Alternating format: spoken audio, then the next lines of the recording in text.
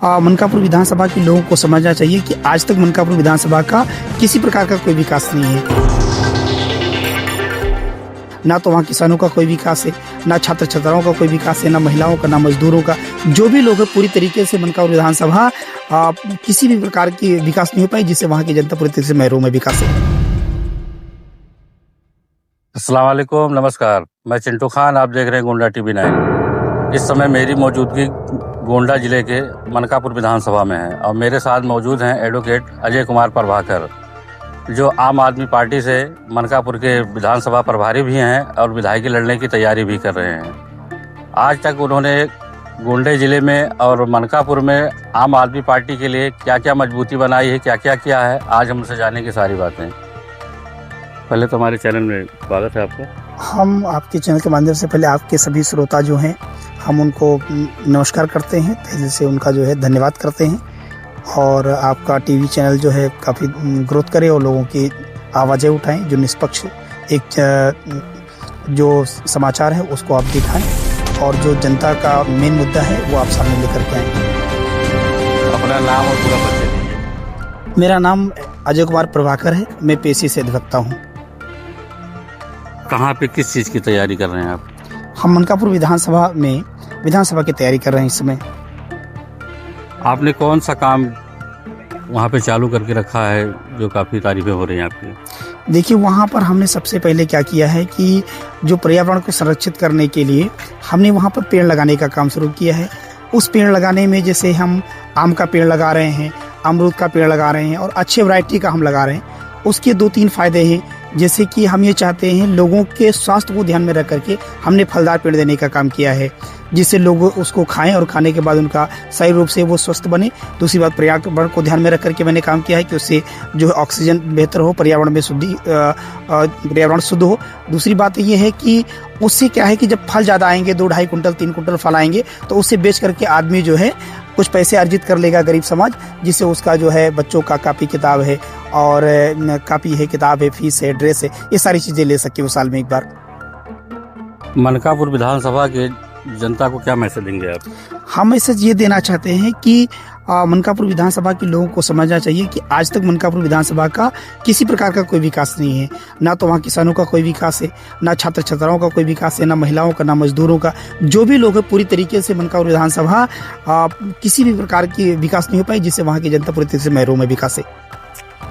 भाजपा सरकार के 16 राज्यों में सरकार है और फिलहाल 5 राज्यों में चुनाव हो रहे हैं। जी जी। और ऐसे में भारतीय जनता पार्टी दावा कर रही है कि 5 राज्य जीत के आएगी।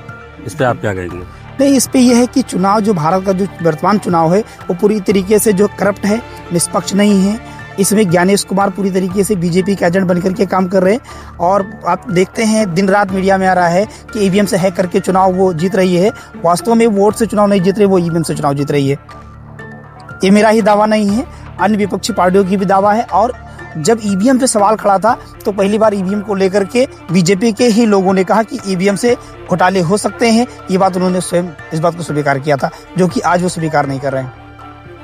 फिलहाल अभी देख रहे हैं आप कि गैस के लिए भी लाइन चल रही है, पेट्रोल डीजल के लिए भी पेट्रोल पंप पे लाइनें लगी हैं, महंगाई भी बढ़ रही है। इस पर आप क्या कहेंगे? इसका सीधा संबंध ये है कि हमारे देश के जो यशस्वी प्रधानमंत्री हैं, जो देश को विश्व गुरु बनाना चाहते हैं, उन्होंने क्या किया है, अपने आप को ट्रम्प के चरणों में जाकर के सरेंडर कर दिया है, जिसके कारण देश में तेल का, सिलेंडर का जो सारी समस्याएं पैदा हुई हैं वो इसी के कारण हुई हैं। क्योंकि मोदी जी ने स्टैंड नहीं लिया देश के लिए और जब क्या किया, उन्होंने जाके ट्रम्प के जो है सामने शरणागत कर दिया है। ये मूल कारण है इस देश की महंगाई का और इस जो तेल की किल्लतें हैं, जो गैस की किल्लतें हैं, वो ये सारी चीज़ें हैं। अभी हाल ही में आम आदमी पार्टी के राघव चड्ढा और कुछ सांसद छोड़ के भाजपा ज्वाइन कर लिए हैं। इस पे आप क्या कहेंगे?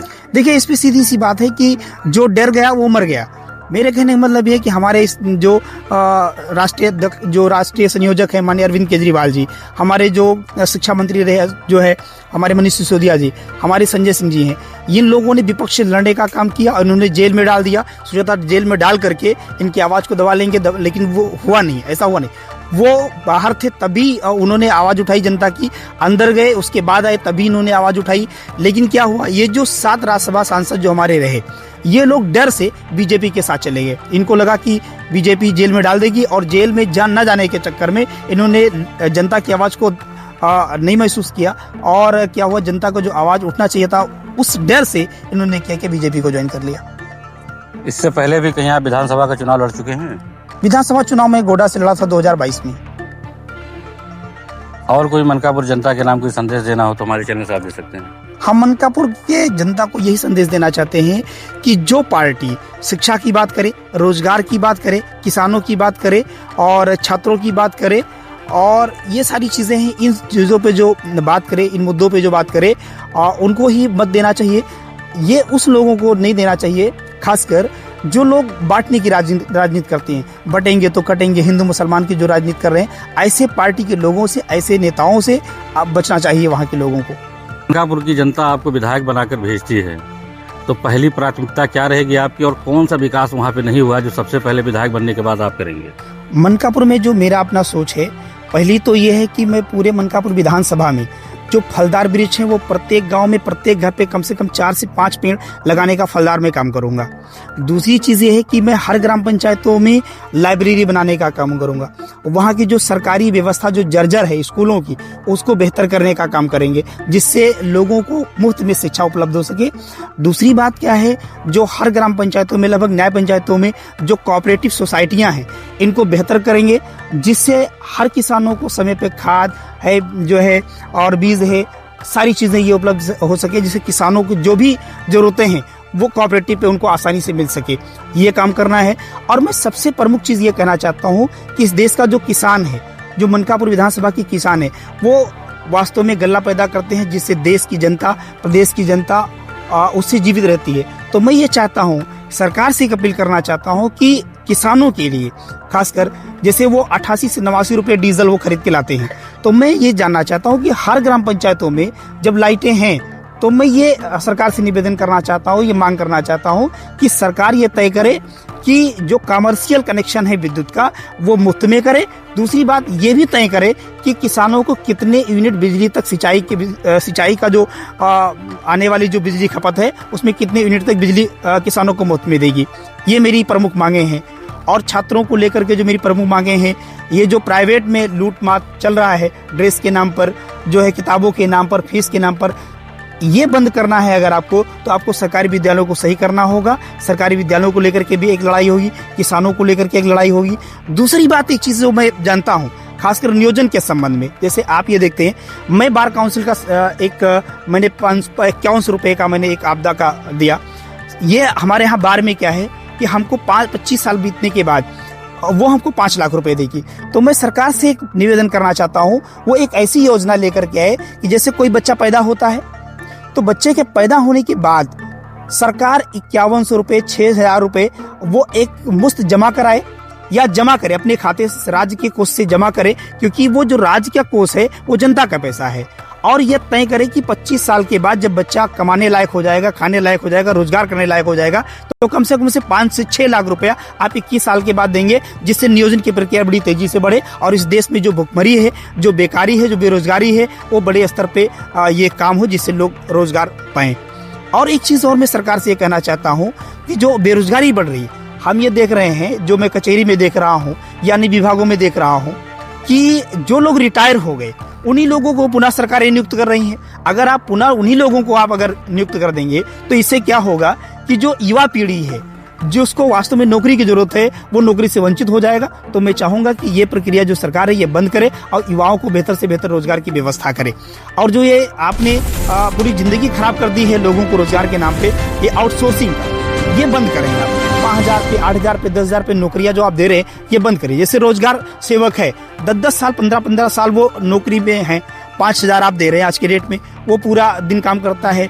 आप जो है शिक्षा मित्र देख लीजिए, अभी आपने 3000 पे शुरू किया, आप जाके आप 10,000 रुपया दे रहे हैं। तो ये जो लोगों के साथ आप खेल कर रहे हैं, उनकी ज़िंदगी के साथ खेल कर रहे हैं, ये आपको बंद करना चाहिए। और आपको सरकारी विभाग को बेहतर करना चाहिए, क्योंकि सरकार जनता के पैसे से चलती है और जनता के पैसे को बेहतर करने के लिए, बेहतर लगाने के लिए आपको नियोजन की व्यवस्था, आपको रोजगार की व्यवस्था बेहतर से बेहतर लाने का काम करना चाहिए। और अच्छी से वेतन दीजिए, जिससे देश का विकास हो, देश के लोगों का विकास हो, जनता का विकास हो, हमारे मनकापुर के लोगों का विकास हो।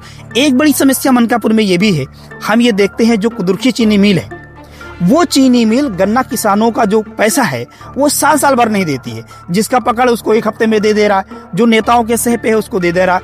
लेकिन जो नेताओं के सह में नहीं है, जिन पे नेताओं का कोई जो है हाथ नहीं है, उनको पता चल रहा है कि चीनी मिलें जो है साल साल 2-2 साल उनको पैसे नहीं दे रही है और ना तो उसका कोई इंटरेस्ट देती है। ये मेरा निवेदन है मनकापुर विधानसभा के जो लोग हैं, जो किसान हैं, जो मजदूर हैं, जो आम जनमानस है, जो मजदूर है, जो भी है, उनके नाम में मेरा संदेश है कि जब भी मुझे ये अवसर मिलेगा, वहाँ के लोग मुझे अवसर देंगे, तो जिस दिन मैं एमएलए बनूंगा, मैं बहुत सारी मेरी योजनाएं हैं और ये जो मेरी प्रमुख योजनाएं हैं, इन योजनाओं के साथ मैं और भी बेहतर से बेहतर योजनाएं लाने का काम करूंगा, जिससे मनकापुर विधानसभा का बेहतर से बेहतर जो है विकास हो सके।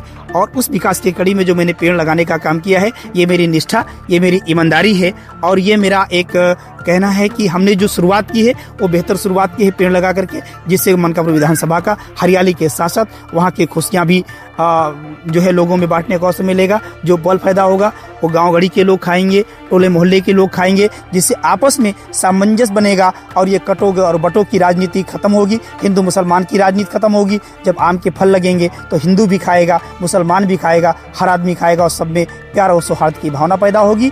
इन्हीं चीज़ों को ध्यान में रखते हुए मैंने ये कार्यक्रम आगे बढ़ाया है। बहुत बहुत धन्यवाद आपका।